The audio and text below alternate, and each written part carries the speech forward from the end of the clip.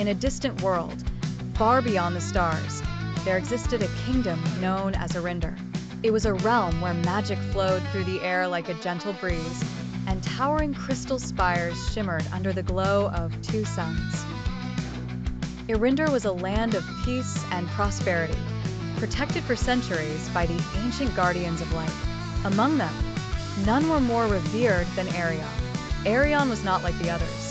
He wasn't born into a family of warriors or mages. He was an orphan, found as a child at the edge of the Whispering Forest, with no memory of his past. Raised by the village elders, Arion grew into a quiet, thoughtful young man, always feeling a deep connection to the natural world around him. But there was something more. Hidden within him was a power, one that even the elders could not explain. One fateful day, the peace of Arinder was shattered. From the shadowy depths of the Netherlands, an ancient evil arose, Zoltar, the Dark Sorcerer. He had long been imprisoned in a distant realm, but through dark magic, he escaped and returned with a vengeance, seeking to plunge Arinder into eternal darkness. Zoltar's army of shadow creatures began to spread across the land, devouring everything in their path. The Guardians of Light, powerful though they were, struggled to hold back the dark tide.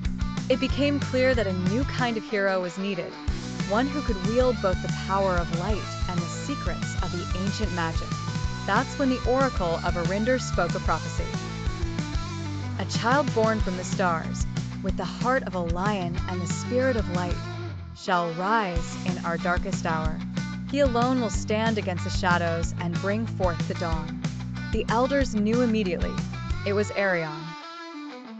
Though Arion had never seen himself as a hero, the oracle's words resonated within him. He could no longer ignore the power that had been stirring inside him all his life. Determined to protect the only home he had ever known, Arion set out on a journey. He sought to find the legendary blade of Luminar, an ancient weapon said to be the only force strong enough to defeat Zoltar. The path was perilous, filled with trials that tested his strength, courage, and heart. He ventured deep into the Forgotten Lands. The ground glowed with eerie light, and the sky was filled with swirling storms of magic. Along the way, Arion faced terrifying creatures, serpent-like wraiths, fire-breathing drakes, and phantoms of the past. But with each battle, he grew stronger. He unlocked the power within him. At last, after what seemed like an eternity, Arion found the blade of Luminar in the heart of the Crystal Cavern. As he reached for it, the blade pulsed with light, recognizing him as its rightful wielder. In that moment, the full extent of Arion's powers awoke. He was no longer just a boy from the village. He had become the Guardian of Light. With the blade in hand, Arion returned to face Zoltar. The final battle took place on the Plains of Twilight.